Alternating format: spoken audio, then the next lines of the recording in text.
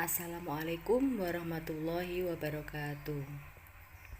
Hai anak-anak, ketemu lagi dengan saya Bu Puji dalam video pembelajaran IPA kelas 7 semester 2 dengan materi organisasi kehidupan.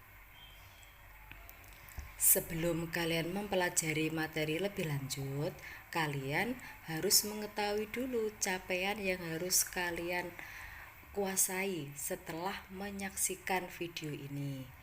Yang pertama, kalian harus mampu menyebutkan hierarki organisasi kehidupan.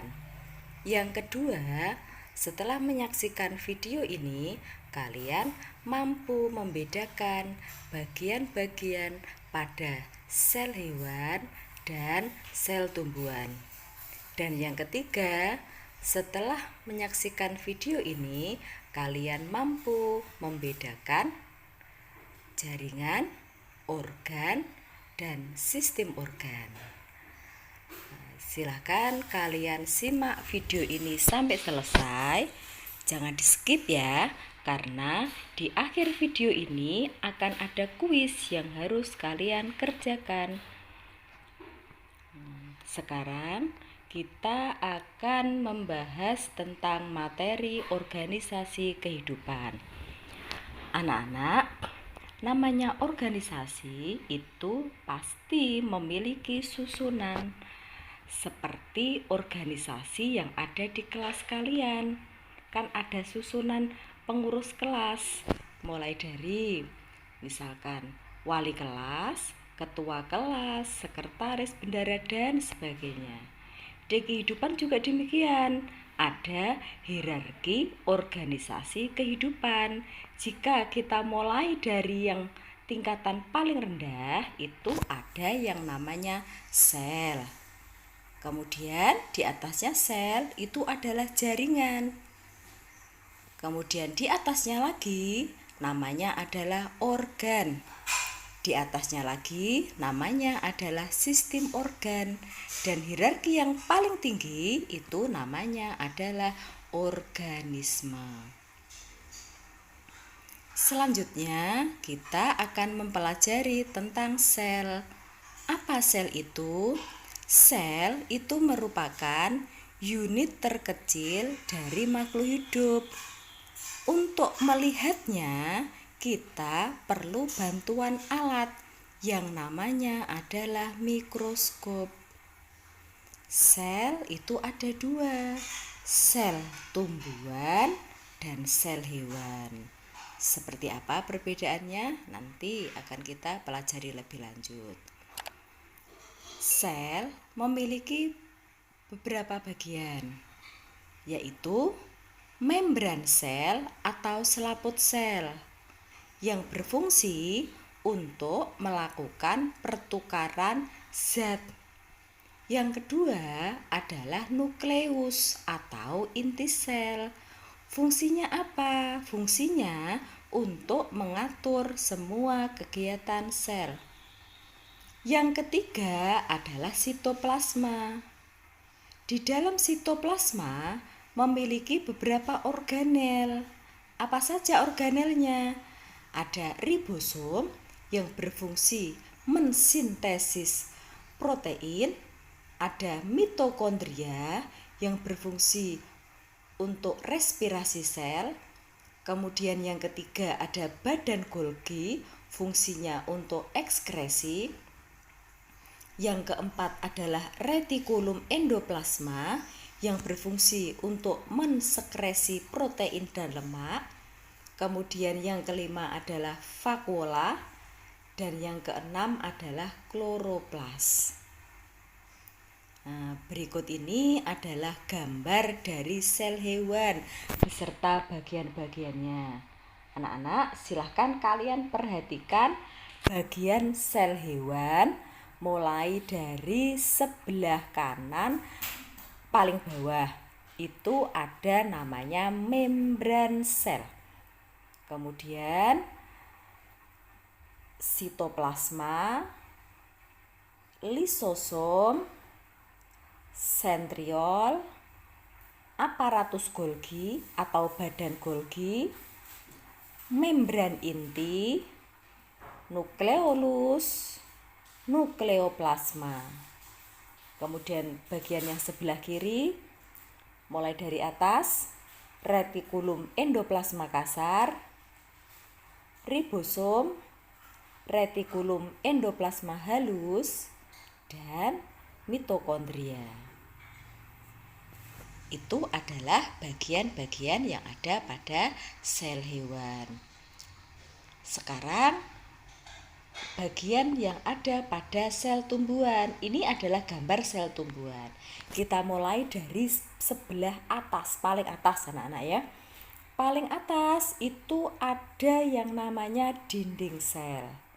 Kemudian selaput plasma, nukleus, retikulum endoplasma, ribosom, sitoplasma, badan Golgi, mitokondria, vakuola, dan kloroplas.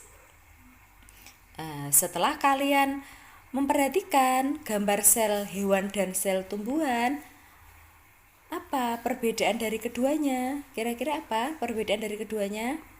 Ya, perbedaan dari sel hewan dan sel tumbuhan yang pertama, sel hewan itu tidak memiliki dinding sel, sedangkan sel tumbuhan memiliki dinding sel. Perbedaan yang kedua, sel hewan itu tidak memiliki kloroplas, sedangkan sel tumbuhan punya kloroplas. Perbedaan yang ketiga, pada sel hewan itu ada sentriol, sedangkan sel tumbuhan tidak memiliki. Itu adalah perbedaan dari sel hewan dan sel tumbuhan. Sudah paham? Sekarang kita lanjutkan pada materi jaringan. Apa itu jaringan? Jaringan itu adalah kumpulan sel yang memiliki bentuk dan fungsi yang sama. Jaringan pada tumbuhan itu ada 5, yaitu epidermis yang berfungsi melapisi permukaan akar, batang, dan daun. Kemudian yang kedua, meristem yang merupakan jaringan muda. Kenapa disebut jaringan muda? Karena sel-selnya selalu membelah. Yang ketiga adalah jaringan pengangkut. Ada 2 jaringan pengangkut, yaitu jaringan xilem dan floem. Xilem itu fungsinya mengangkut air dan garam mineral dari akar ke daun, sedangkan floem fungsinya mengangkut hasil fotosintesis dari daun ke seluruh tubuh. Jaringan yang keempat itu adalah jaringan penyokong. Jaringan penyokong itu memiliki sel-sel yang dindingnya menebal dan keras, misalnya kulit biji. Dan jaringan yang kelima itu adalah jaringan parenkim, jaringan dasar yang terdapat di antara jaringan lainnya. Fungsinya untuk menyimpan makanan. Sedangkan jaringan pada hewan terdiri dari 5, yaitu ada jaringan epitel, otot, syaraf, ikat, dan penyokong. Jaringan epitel merupakan jaringan yang melapisi permukaan dalam dan luar tubuh atau organ. Bentuk jaringan epitel itu ada yang berbentuk pipih, kubus, dan silinder. Yang kedua adalah jaringan otot. Jaringan otot tersusun atas sel-sel otot yang lentur. ada 3 jaringan otot, yaitu otot lurik, otot polos, dan otot jantung. Jaringan yang ketiga namanya adalah jaringan syaraf, jaringan yang tersusun atas sel-sel saraf.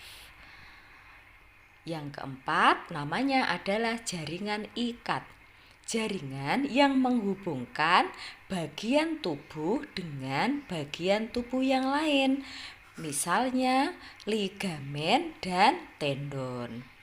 Dan jaringan yang kelima itu adalah jaringan penyokong. Jaringan penyokong ini berfungsi memberi bentuk tubuh, melindungi tubuh, dan menguatkan tubuh. Terdiri dari tulang rawan dan tulang. Tingkatan dari organisasi kehidupan yang ketiga itu adalah organ. Organ merupakan kumpulan dari beberapa jaringan untuk melaksanakan fungsi tertentu. Pada tumbuhan, organ yang dimiliki diantaranya adalah akar, batang, daun, bunga, dan buah.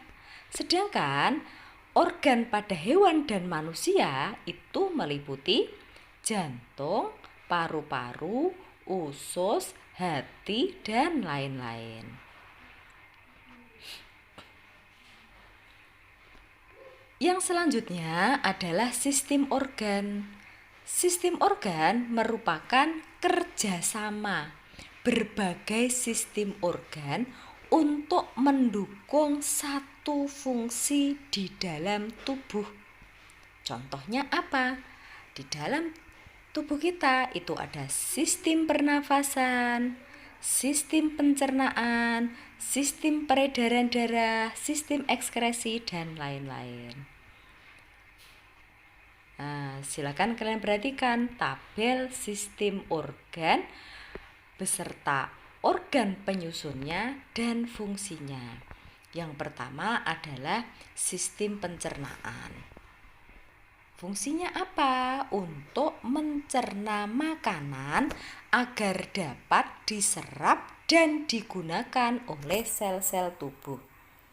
Organ yang menyusun sistem pencernaan itu apa saja? Ada mulut, kerongkongan, lambung, usus halus, usus besar, anus, hati, empedu, dan pankreas.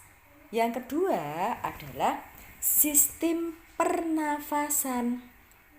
Organ yang menyusun sistem pernafasan itu ada hidung, tenggorokan, dan paru-paru. Apa fungsinya? Untuk memperoleh atau menyediakan oksigen dan mengeluarkan karbon dioksida dan uap air. Sistem organ yang ketiga adalah sistem peredaran darah. Fungsinya untuk mengedarkan dan mengangkut makanan, oksigen, melindungi tubuh dari bibit penyakit, dan mengeluarkan zat sisa. Organ penyusun sistem peredaran darah apa saja? Jantung, arteri, vena, kapiler, pembuluh, getah bening, dan kelenjar limfa. Sistem organ yang keempat adalah sistem ekskresi. Organ yang menyusunnya ada kulit, paru-paru, ginjal, dan hati. Fungsinya untuk mengeluarkan zat sisa atau sampah keluar dari tubuh kita, menjaga keseimbangan cairan di sekitar sel. Sistem organ yang kelima adalah sistem koordinasi. Organ penyusunnya ada otak, sumsum tulang belakang, alat indera, dan hormon. Fungsinya untuk menerima dan merespon rangsang dari lingkungan dan mengatur aktivitas tubuh. Sistem organ yang keenam adalah sistem reproduksi. Organ yang menyusun ada testis, ovarium, uterus, dan kantong semen. Fungsinya untuk proses perkembangbiakan. Sistem organ yang ketujuh ada sistem gerak. Organ yang menyusun sistem gerak itu adalah rangka dan otot tubuh. Fungsinya memberi bentuk tubuh, pelindung tubuh, dan alat gerak. Nah, sekarang kita latihan. Kalian simak baik-baik pertanyaannya ya. Kalau sudah tahu jawabannya, tulis jawaban kalian di kolom komentar. Jangan lupa sebutkan nama, kelas, dan asal sekolah. Silakan disiapkan kertas dan bolpoinnya. Pertanyaan pertama. Sebutkan hierarki atau tingkatan organisasi kehidupan mulai dari tingkatan terendah ke tertinggi. Yes, gampang toh? Tadi sudah ada. Soal kedua.